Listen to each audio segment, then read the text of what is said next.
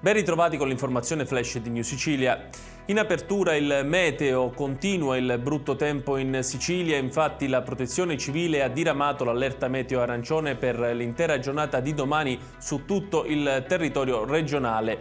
Una nuova perturbazione interesserà la Sicilia portando piogge e rovesci sparsi, a tratti anche di forte intensità, sui versanti ionici dell'isola e in particolare tra Agrigentino e Ragusano, dove saranno possibili temporali. Le temperature subiranno un lieve calo nei valori massimi. E l'allerta meteo diffusa dalla Protezione Civile regionale in considerazione dei danni procurati dal maltempo nelle scorse ore ha messo in allarme molti sindaci siciliani che hanno deciso di sospendere le attività didattiche per domani. Tra i capoluoghi di provincia gli unici che hanno optato per la chiusura delle scuole sono Agrigento e Ragusa. Gli altri raccomandano comunque prudenza ai cittadini. L'elenco dei comuni in cui il provvedimento è stato attuato lo trovate comunque sul nostro sito www.newsicilia.it.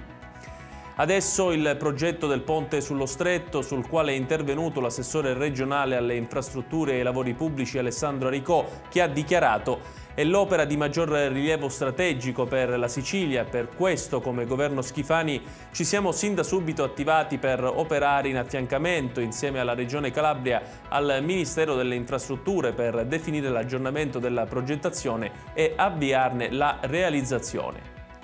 Chiudiamo con i dati settimanali sul Covid diramati dalla Fondazione Gimbe. Nella settimana dal 18 al 24 novembre in Sicilia si registra un peggioramento dell'incidenza per 100.000 abitanti e si evidenzia un aumento dei nuovi casi di Covid del 4,4% in più rispetto alla settimana precedente. Sotto la media nazionale i posti letto occupati in area medica all'11%, mentre sono sopra la media nazionale quelli in terapia intensiva al 3,3%. Enna, Catania e Siracusa risultano le province con il maggior numero di casi. Ed è tutto per questa edizione. Dalla redazione di New Sicilia l'augurio di una buona serata.